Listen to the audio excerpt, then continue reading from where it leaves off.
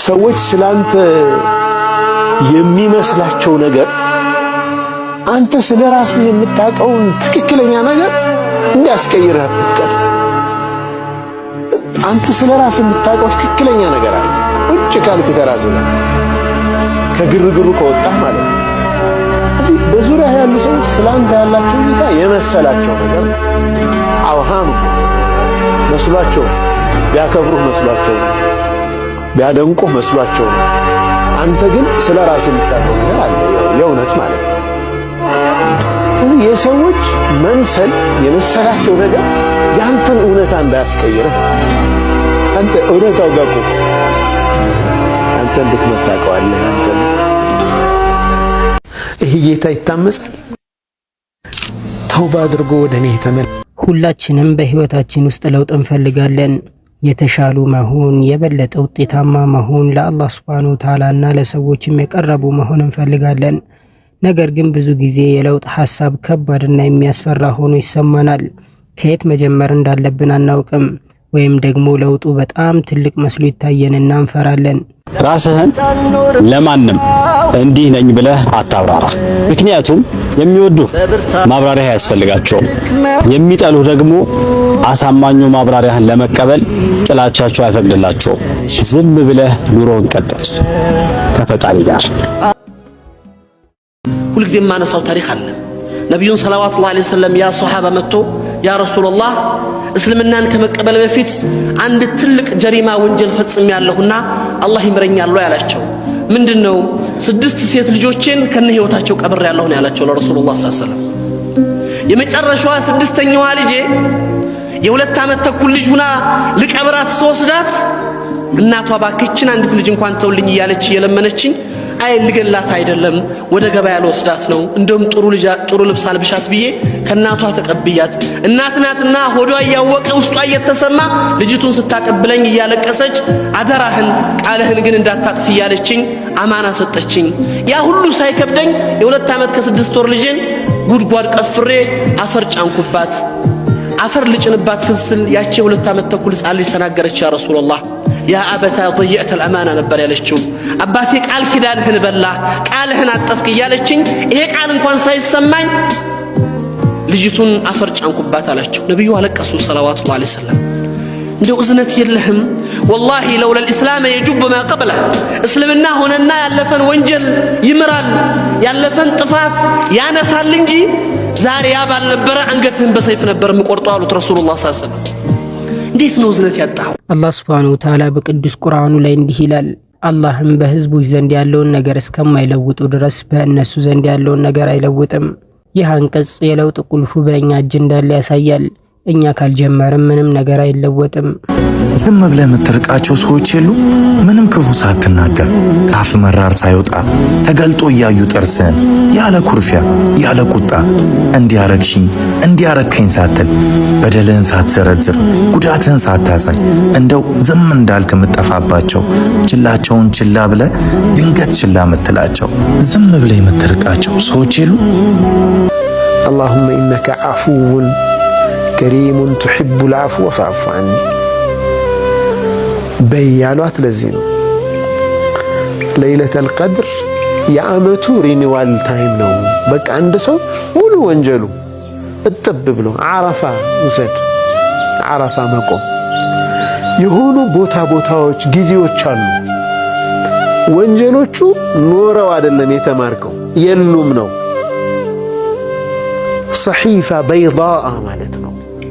የሥራ መዝገብህ ፍጹም ነጭ ሆነ በመልካም ስራዎች ብቻ ይቀሩበት፣ ኃጢአቶች ወንጀሎች በሙሉ ሙሉ ለሙሉ የተረሱበት ማለት ነው። ይረሳሉ። አላህ ዐዘ ወጀል ሰውየው እንዲረሳው ያደርገዋል፣ መላእክቶች እንዲረሱ ያደርጋቸዋል።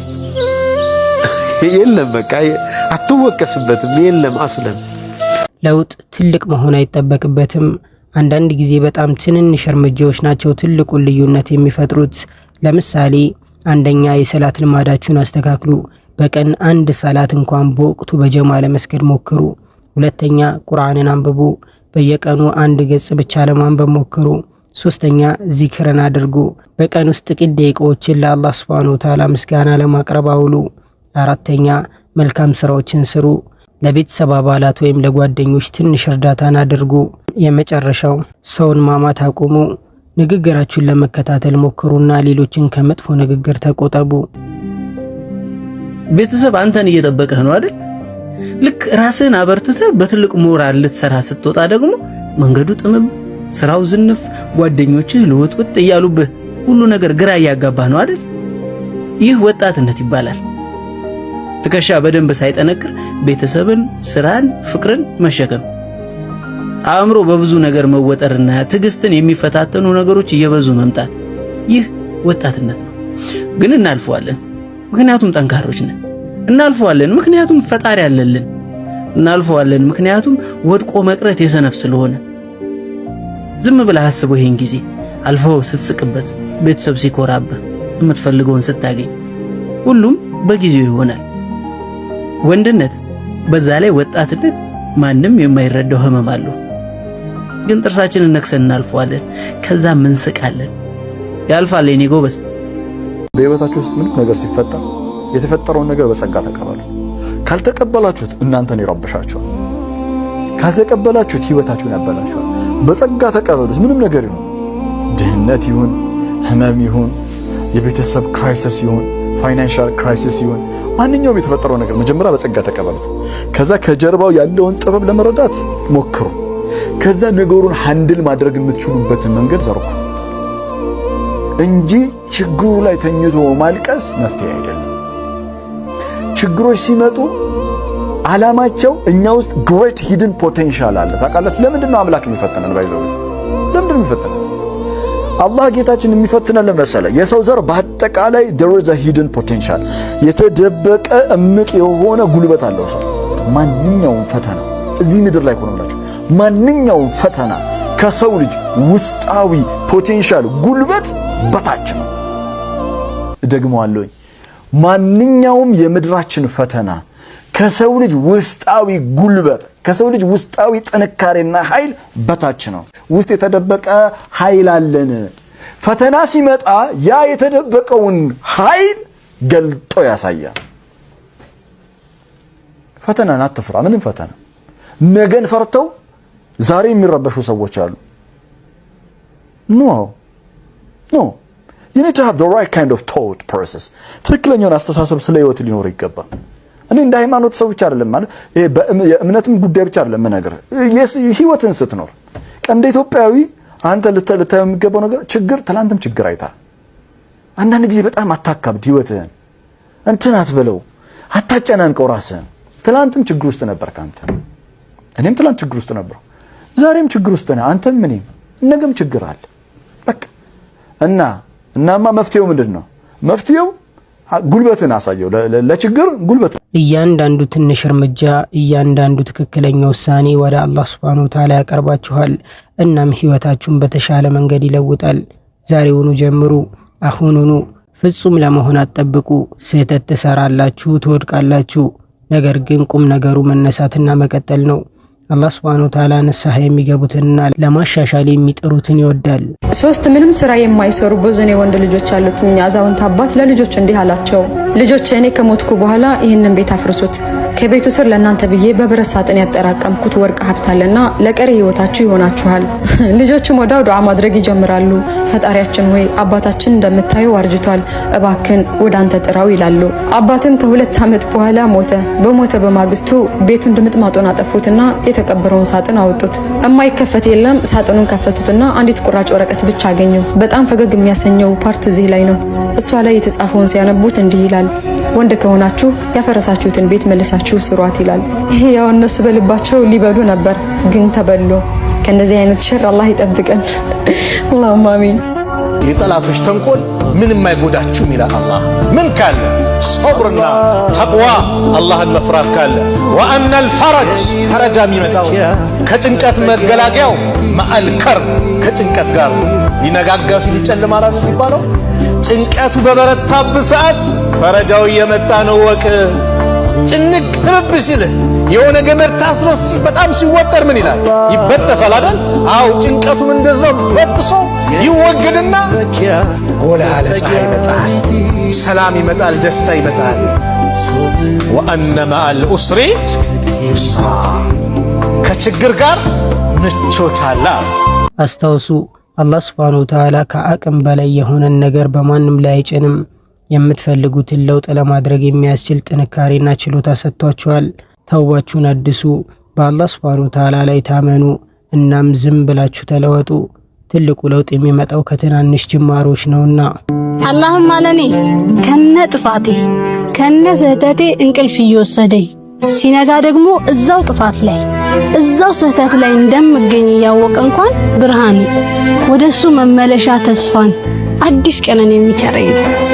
ጌታዬም አለኔ በሰከንዶች ውስጥ ሚሊዮኖች እየለመኑት ብዙዎች እየጠየቁት ምድር ትዕዛዙን ፈጽማ ሰማይ በስሙ እየቆመች እንኳን በቅጽበታት እጄን አንስቼ ጌታ ያቃተኝ ደከመኝ ብዬ ስጣራ ማንሸኳሸኬን ሰምቶ ጥሬን አዳምጦ ለጥሬ ምላሽን የሚሰጥ ልክ ዘከርያ አለይሂ ሰላም ወለም አኩን ቢዱዓኢከ ረቢ ሸቂያ፣ ጌታዬ እኔ እኮ አንተም በመለመኔ ምን ጊዜ እድለ ቢስ አልሆንኩም እንዳሉት አንኳኩቼ ያልመለሰኝ ተጠግቼ ያላባረረኝ እሱ ነው ጌቴ፣ እሱ ነው አላህ። ሁሉ ቢክድህ፣ ሁሉ እውነትን ሊደብቅ ቢንቀሳቀስ፣ ሁሉም እንደሌለህ ቢቆጥርህ፣ አንተ መዐላሂ ቀዊይ፣ ብቻህን ደካማ ነህ። አላህን ይዘህ ግን ጠንካራ ነህ። ወደ አላህ ስትጠጋ ዩሚዱከ ቢቁወትን ምን ዐንዲህ፣ ከሱ በሆነ ኃይል ይሰጥሃል። አላህ ልብህን ያጸነዋል፣ ጉልበት ይሆናል፣ ውስጥህ እንዳይሰበር ያደርጋልና እዛ ላይ በጣም መልፋት መቻል አለብን።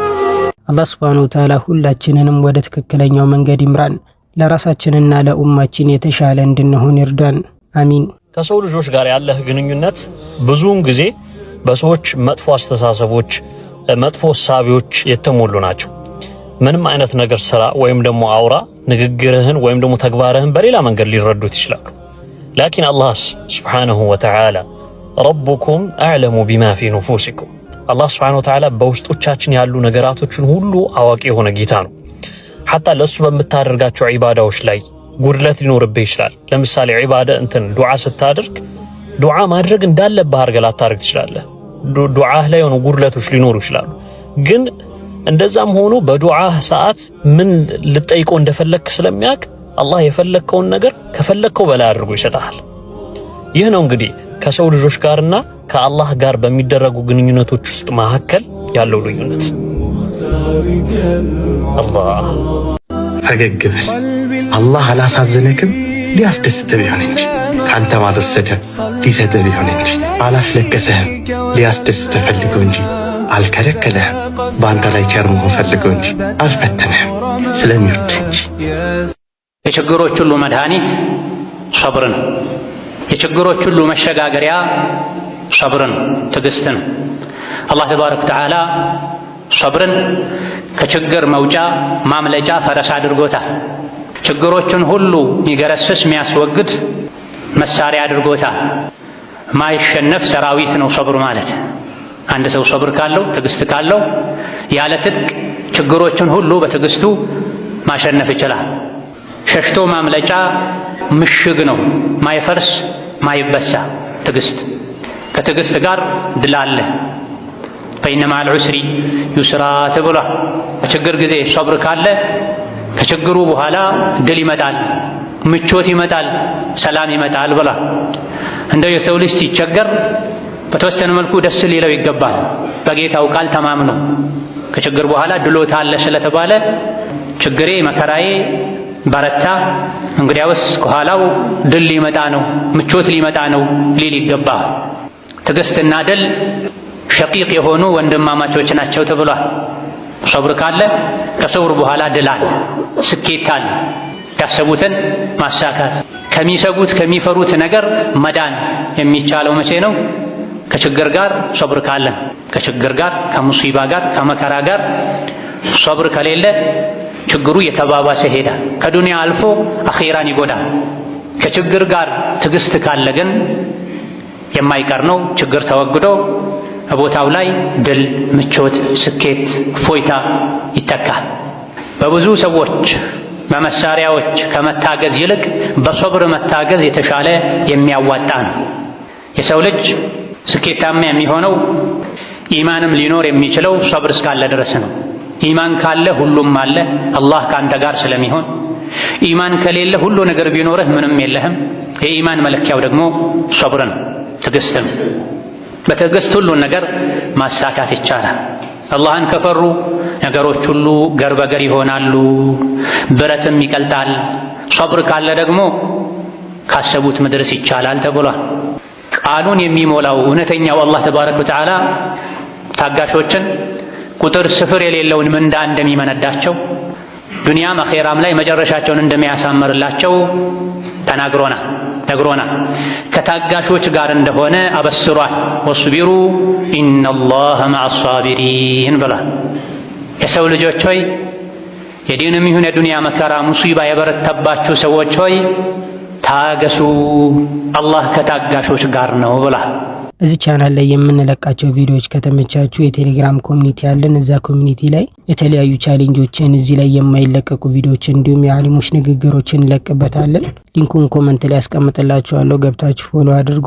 የዛሬው ታሪክ እንዲህ ይጀምራል። እንቁላል ስንት ብር ነው ስትል ጠየቀቻቸው። አንዱ እንቁላል 4 ብር ነው ልጄ በማለት መለሱ። እማማ 5ቱን እንቁላል በ10 ብር ልውሰደው ስትል ደግማ ጠየቀቻቸው።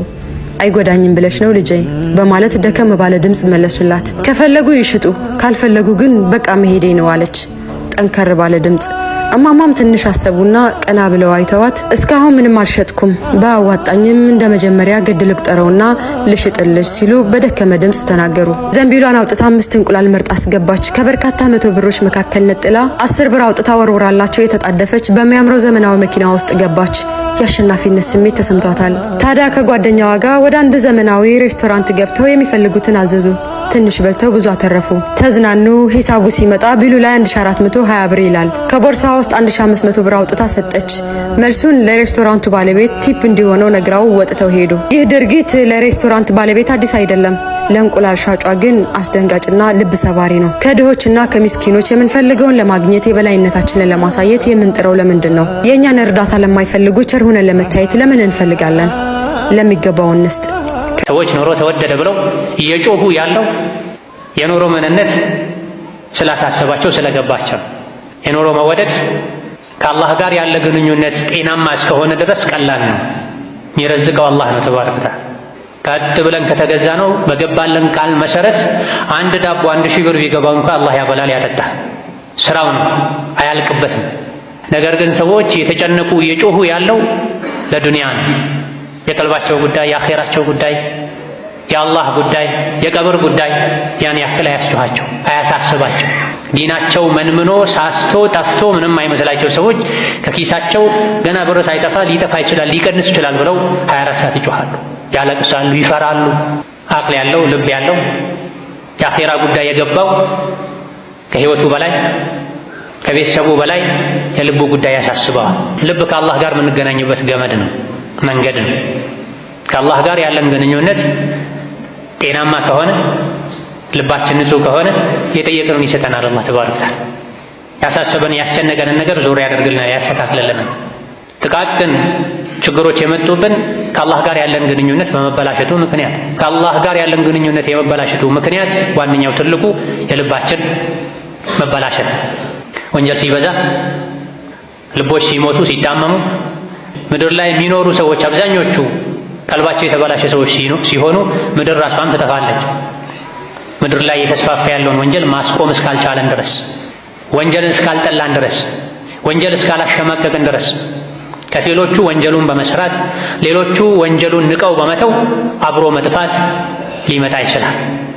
አላህ ሲታመጽ የሙእምን ዝቅተኛ ግዴታው ወንጀሉን ጠልቶ ከቦታው ዞር ማለት መሸማቀቅ ነው። የአላህ በላ እንዳይመጣብን እያሉ መፍራትን። የአላህ በላ የሚመጣው እኛ ራሳችን በምንሰራው መጥፎ ስራ ምክንያት ብቻ አይደለም። ሌሎች ወንጀል ሲሰሩ አይቶ ዝም ማለት፣ አብሮ መብላት፣ አብሮ መጠጣትም የአላህን ቁጣ ያመጣል። አላህ ተባረከ ወተዓላ አላህ ላይ የሚሳለቁ የሚያሾፉ ሰዎች የተቀመጡበት ቦታ ላይ አብራችሁ አትቀመጡ፣ ርዕስ እስኪቀይሩ ድረስ ዞር በሉ። አይ ካላችሁ እናንተም ልክ እንደነሱ ናችሁ ብሏል አላህ ተባረከ ወተዓላ። አብረውኝ የሚውሉ አብረውኝ የሚበሉ ማያቸው መከታተላቸው በሶሻል ሚዲያ ደጋፊያቸው የሆንኩ ሰዎች ማን ናቸው? ምንድን ናቸው? የእነሱ ወንጀል ምድር ላይ ድርቅ እንዲበዛ በላ እንዲበዛ አላደረገም ወይ? እኔስ የእነሱ ደጋፊ አልሆንኩም ወይ አውቄም ሳላውቅ? ይህ ሁለት አይነት ጉዳት እያስከተለብን ነው። አንድ የቀልብ መድረቅ ችግር፣ ሁለት ምድር ላይ ሰላም የማጣትን ችግር እያስከተለብን። ቀልቦች ሲበላሹ የምድር ህይወት ይበላሻል። ምድር ልጠፋ ሁሉ ትችላለች። አላህ በላውን በጋራ በጅምላ ሊያመጣብን ሁሉ ይችላል። ስለዚህ በአንደኛ ደረጃ ልብን ለመጠበቅ ምድርንም ሰላም ለማድረግ እንስሳት፣ አረጋውያን፣ ህፃናት እንዳይቸገሩ እንዳይሰቃዩ ለመከላከል በአንደኛ ደረጃ ከወንጀል መራቅ ያስፈልጋል። ሁሉንም አይነት ወንጀሎችን መጥላት መጸየፍ ያስፈልጋል። ወንጀል የሚሰሩ ሰዎችን ከቻሉ እጃቸውን ይዞ ማስቆም፣ ካልሆነ መምከር፣ መሸሽ፣ መራቅ፣ መጸየፍ ያስፈልጋል። ለቻናላችን አዲስ የሆናችሁ ሰዎች ደግሞ ሰብስክራይብ አድርጉ።